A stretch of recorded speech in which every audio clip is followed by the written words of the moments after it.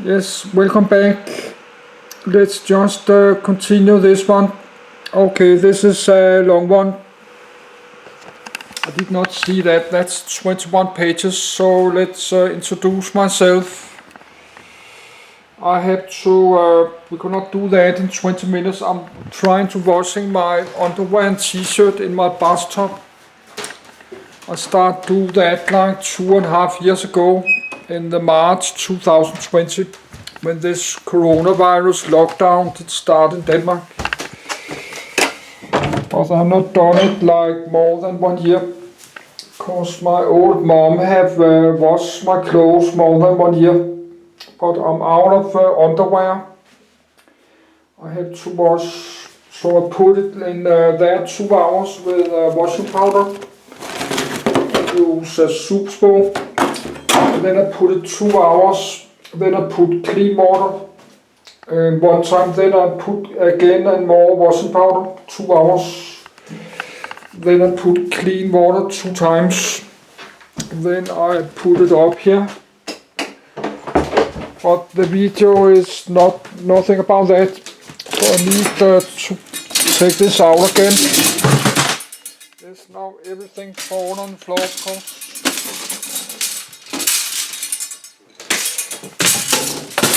Let's put it back. Oh, that's because I have a camcorder in my hands. You cannot do stuff like that with one hand. This is why everything falls on the floor. Yes, there's a small camping table. This is broken a little bit. But we have to look at that later. This is broken through. Yes, but the weather is super nice. And it's hot again, 29. So I got to the memory, all the kind of memories. Yes, all this kind of memories. Going to read about that, and I've been looking forward to do that because I like to know more about that. But the problem is I cannot remember. I cannot remember all this information. Yes, I have to write this down because I need it for my title. Dynamic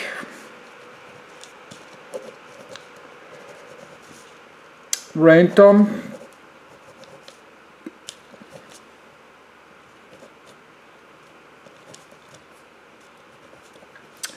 access memory. That's DRAM. But you cannot have so super long title for YouTube. That's only 100 numbers, so I have to think about what I should write down. I think we have space for this one. Dynamic random access memory.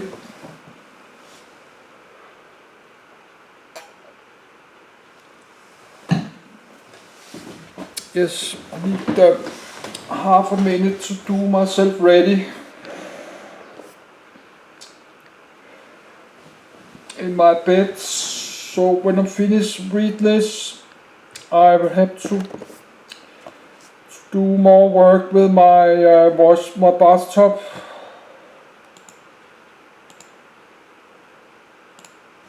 Dynamic Random Access Memory. A die photograph of the Micron Technology Mount 4C1024 DRAM Integrated Circuit, 1994. It has a capacity of 1 megabit equivalent of bits or 128 KB. 1. Motherboard of the Next Cube computer, 1990, with 64 MB main memory DRAM, top left, and 256 KB of RAM. 2. Lower edge, right off middle.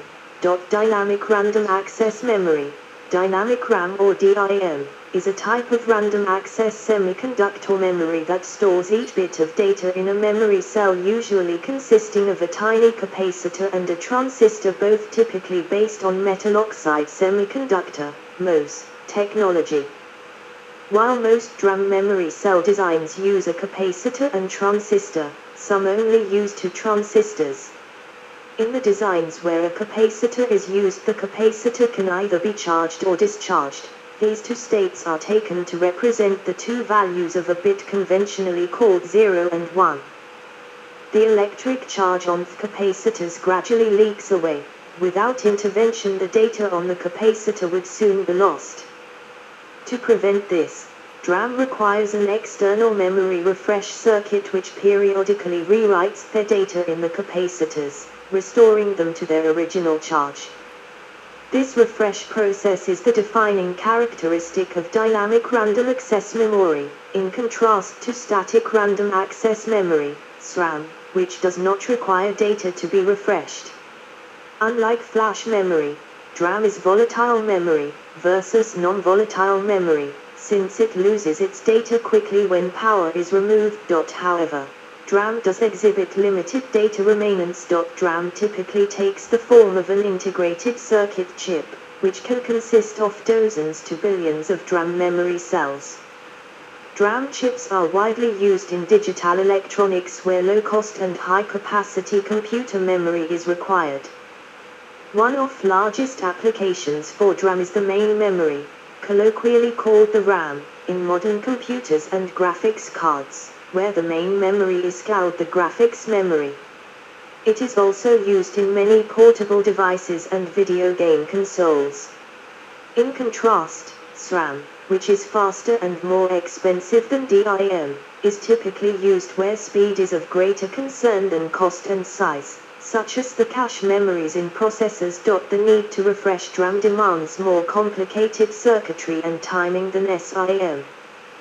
This is offset by the structural simplicity of DRAM memory cells. Only one transistor and a capacitor are required per bit, compared to 4 or 6 transistors in SRAM. This allows DRAM to reach very high densities with a simultaneous reduction in cost per bit.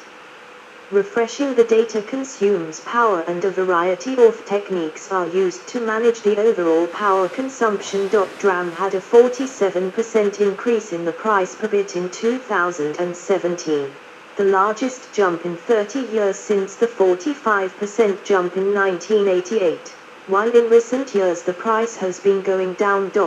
3. A key characteristic of the DRAM market is that there are currently only 3 major suppliers: Micron Technology, SK Hynix and Samsung Electronics in 2018, that are keeping a pretty tight rein on their capacity. 4.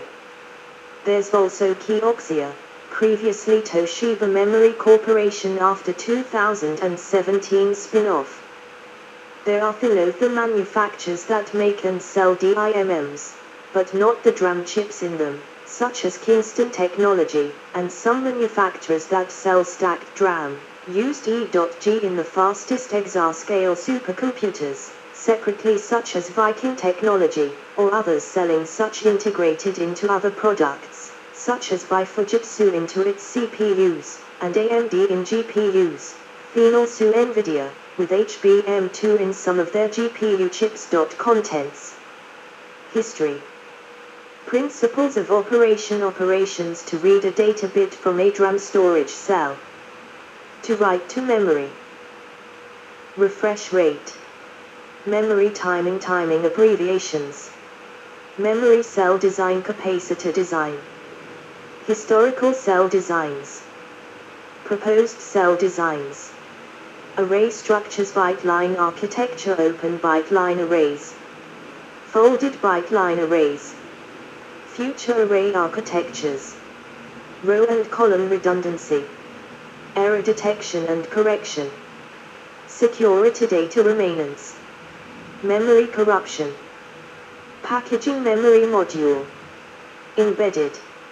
Versions. Asynchronous DRAM. Principles of operation: IS only refresh. CAS before RAS refresh. Hidden refresh. Page mode DRAM extended data out DRAM. Burst EDO DRAM. Synchronous dynamic IM single data rate synchronous DRAM. Double data rate synchronous DRAM. Direct rambus DRAM. Reduced latency DRAM. Graphics IM video DRAM. Window DRAM. Multibank DRAM. Synchronous graphics RAM. Graphics double data rates DRAM. Pseudostatic RAM. See also. References. Further reading. External links. History. A schematic drawing depicting the cross-section of the original 1 transistor, 1 capacitor MOS DRAM cell. It was patented in 1968. The cryptanalytic machine code-named Aquarius used at Bletchley Park during World War II incorporated a hardwired dynamic memory. Paper tape was read and the characters on it were remembered in a dynamic store. The store used a larger bank of capacitors, which were either charged or not, a charged capacitor representing cross 1, and an uncharged capacitor 0. Since the charge gradually leaked away, a periodic pulse was applied to top up those still charged, hence the term dynamic. 5. In 1964, Arnold Faber and Eugene Schlig, working for IBM, created a hardwired memory cell, using a transistor gate and tunnel diode latch. They replaced the latch with 2 transistors and 2 resistors, a configuration that became known as the Faber-Schlig cell. That year they submitted an invention closure, but it was initially rejected. 7. In 1965, Benjamin Augusta and his team at IBM created a 16-bit silicon memory kit based on the Faber-Schlig cell, with 80 transistors, 64 resistors, and 4 diodes. The Toshiba Toscal BC1411 electronic calculator, which was introduced in November 1965, 9, used a form of capacitive DRAM, 180-bit, built from discrete bipolar memory cells. 10. The earliest forms of DRAM mentioned above used bipolar transistors. While it offered improved performance over magnetic core memory, bipolar DRAM could not compete with the lower price of the then dominant magnetic core memory. 11. Capacitors had also been used for earlier memory schemes, such as the DRAM of the Atanasoff Berra computer, the Williams tube and the Selectron tube. In 1966, Dr. Robert Dennard at the IBM Thomas J. Watson Research Center was working on MOS memory and was trying to create an alternative to SRAM which required 6 MOS transistors for each bit of data. While examining the characteristics of MOS technology, he found it was capable of building capacitors, and that storing a charge or no charge on the MOS capacitor could represent the 1 and 0 of a bit, while the MOS transistor could control writing the charge to the capacitor. This led to his development of the single transistor MOS DRAM memory cell. 12. He filed a patent in 1967, and was granted U.S. Patent number 3,387,286 in 1968. 13. MOS memory offered higher performance, was cheaper, and consumed less power than magnetic core memory. 14. MOS DRAM chips were commercialized in 1969 by Advanced Memory System, Inc. of Sunnyvale, CA. This 1000-bit chip was sold to Honeywell, Raytheon, Wang Laboratories, and others. The same year, Honeywell asked Intel to make a DRAM using a 3-transistor cell that they had developed. This became the Intel 1102 in early 1970. 15. However, the 1102 had many problems, prompting Intel to begin work on their own improved design, in secrecy to avoid conflict with Honeywell. This became the first commercially available DRAM, the Intel 1103, in October 1970, despite initial problems with low yield until the 5th revision of the masks. The 1103 was designed by Joel Karp and laid out by Patty Hart. The masks were cut by Barbara Marnis and Judy Garcia. 16. Mohs memory overtook magnetic core memory as the dominant memory technology in the early 1970s. 14. The first DRAM with multiplexed row and column address lines was the Mostek MK4096 4-bit DRAM designed by Robert Probstein and introduced in 1973. This addressing scheme uses the same address pins to receive the low half and high half of the address of the memory cell being referenced, switching between the two halves on alternating bus cycles. This was a radical advance, effectively halving the number of address lines required, which enabled it to fit into packages with fewer pins, a cost advantage that grew with every jump in memory size. The MK4096 proved to be a very robust design for customer applications. At the 16-bit density, the cost advantage increased. The 16-bit Mostek MK4116 DRAM, 17, 18, introduced in 1976, achieved greater than 75% worldwide DRAM market share. However, as density increased to 64-bit in the early 1980s, Mostek and other US manufacturers were overtaken by Japanese DRAM manufacturers, which dominated the US and worldwide markets during the 1980s and 1990s. Early in 1985, Gordon Moore decided to withdraw Intel from producing DRAM. 19. By 1986, all United States chip makers had stopped making DRAMs. 20. In 1985, when 64K DRAM memory chips were the most common memory chips used in computers, and when more than 60% of those chips were produced by Japanese companies, semiconductor makers in the United States accused Japanese companies of export dumping for the purpose of driving makers in the United States out of the commodity memory chip business. 21. Synchronous Dynamic Random Access Memory, SDRAM, was developed by Samsung. The first commercial DRAM chip was the Samsung Kilometer 48 SL2000, which had a capacity of 16 MB, 22, and was introduced in 1992. 23. The first commercial DDR DRAM, double data rate DRAM, memory chip was Samsung's 64 MB DDR DRAM chip, released in 1998. 24. Later, in 2001, Japanese DRAM makers accused Korean DRAM manufacturers of dumping. 25.